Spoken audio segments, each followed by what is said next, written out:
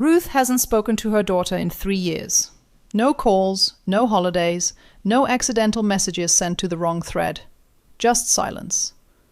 The last words between them were sharp ones, the kind people assume they'll fix later. Ruth is 76 now. She doesn't know if she'll ever hear her daughter's voice again. She hopes she will, but hope doesn't make the phone ring. This is a different kind of story, not one where people learn a lesson and reconnect before the credits roll. This is a story about waiting, and what happens when waiting becomes part of your life. This is Stories of Connection. Today's story is about estrangement, and the silence that lives between parents and children long after the argument ends. Ruth and her daughter Claire were never best friends. They loved each other, but easily was never the word anyone would use. Ruth believed in discipline, hard work, preparation. She pushed Claire in school, corrected mistakes quickly, expected effort even when Claire was tired. Ruth thought she was building resilience. Claire felt like she was failing an exam she never agreed to take. Neither of them said that out loud. Families rarely do. Love often hides behind intention. Hurt hides behind silence. When Claire became an adult, distance arrived slowly. Shorter calls, skipped visits, busy schedules that somehow never lined up. At first, Ruth filled the gaps with explanations. Work is stressful. Young families are busy. Everyone goes through phases. But sometimes she would hang up the phone and realize she couldn't remember the last time Claire had laughed during a conversation. That realization lingered longer than she wanted it to. Still, they managed. Birthdays happened. Holiday dinners were polite. Not warm, not broken either, just careful. Like both of them understood there were subjects better left untouched. Until the argument. Ruth barely remembers how it started. Something about Claire's parenting, or her job, or maybe her husband. One of those small comments parents make without noticing. Advice disguised as concern. Claire noticed. "You've always done this," she said. "Done what?" "Made me feel like nothing I do is good enough." Ruth felt the familiar rush of defensiveness. She wasn't criticizing. She was helping, wasn't she? "I'm your mother," she said. "I'm allowed to have opinions." Claire shook her head. "No, not about my life anymore." They said things after that. Old frustrations finding words they'd been waiting years to use. Ruth remembers the moment everything shifted. Claire standing near the door, face exhausted more than angry. "I can't do this anymore," she said. "I need space." "Space?" Ruth asked. "From you." The sentence felt impossible. Parents don't expect to be dismissed by their children. Not permanently. Claire left. Ruth assumed she would come back. A week, maybe 2. People cool down. They apologize. That's how families work. Except Claire didn't call. At first, Ruth was furious. After everything she had sacrificed, the years of driving to practices, working late, paying for opportunities she never had herself, didn't that matter? She rehearsed speeches in her head. Claire would realize she'd overreacted. She would apologize. Ruth would forgive her. Balance restored. But the weeks stretched into months. Texts unanswered. Voicemails ignored. A birthday card returned unopened. She remembers standing at the mailbox holding that envelope, her own handwriting staring back at her. The stamp still perfect. Nothing disturbed except the message printed across the front. Return to sender. She stood there longer than necessary, as if the envelope might explain itself. Anger doesn't survive long without an audience. Eventually, something heavier replaced it. Grief. Not the clean kind that comes with funerals. The strange grief reserved for people who are alive somewhere else. Ruth started asking questions she'd avoided before. Had she been too critical? Had she mistaken control for care? The honest answer surprised her. Yes, probably. She had given advice when Claire wanted approval, corrected when she should have listened, loved through improvement instead of acceptance. She sees that now. Age has a way of removing arguments you once needed to believe. But she also knows something else. She wasn't cruel.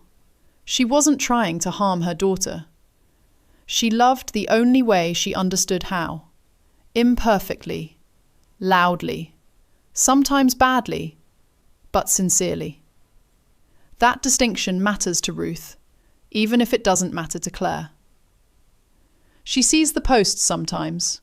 Social media has a way of delivering things you wish you hadn't seen. Quotes about boundaries, about cutting off toxic people, about healing from generational trauma. No names, no accusations, just enough familiarity to sting. Once, she almost typed a comment, just 3 words, "I miss you." She deleted them before posting. Ruth doesn't know if the posts are about her. She suspects they are. She scrolls past anyway. Then thinks about them for hours. She has written Claire a letter more times than she can count. Never sent it. Claire asked for space, and Ruth is trying to respect that. Trying. Failing sometimes. Starting over again. If she could send it, it would be simple. Not defensive, not dramatic. Just honest. She would say, "I know I hurt you in ways I didn't understand at the time. I thought pushing you meant protecting you. I see now it didn't feel that way. I can't change who I was, but I would like the chance to be different.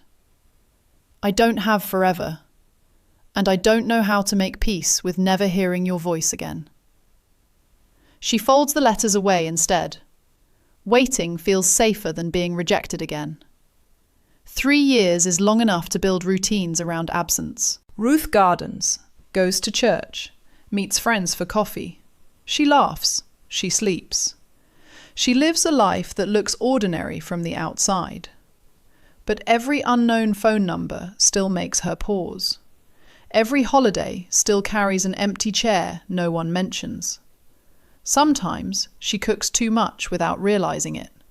Sets out extra plates before catching herself. Once, she wrapped a Christmas gift before remembering there was nowhere to send it. She left it under the tree anyway. The hardest part isn't loneliness, it's uncertainty. If Claire had died, grief would eventually settle into memory. But Claire is alive, somewhere.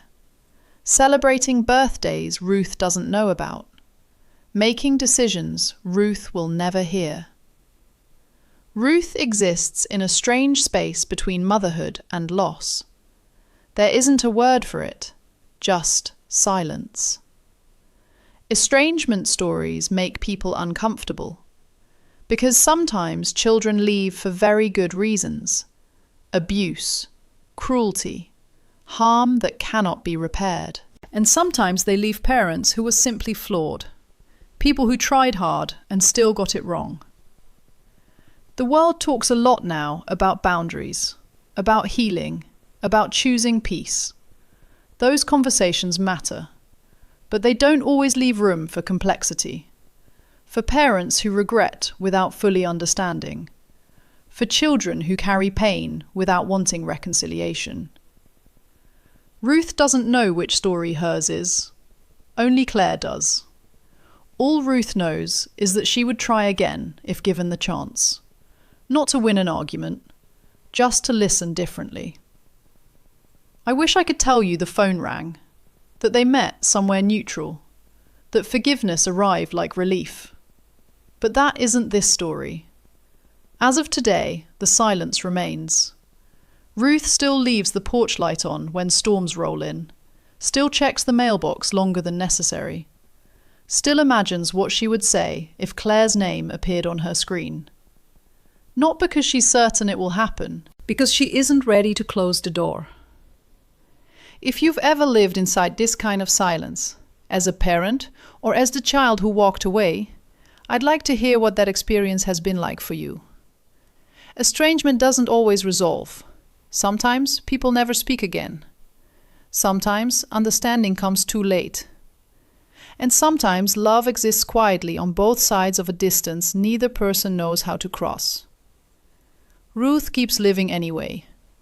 That might be the bravest part, not waiting in despair, just leaving space for something that may never arrive. This is Stories of Connection. Stories about family, time moving faster than we expect, and the conversations we believe we'll have someday. Let's meet again next week. Until then, don't wait.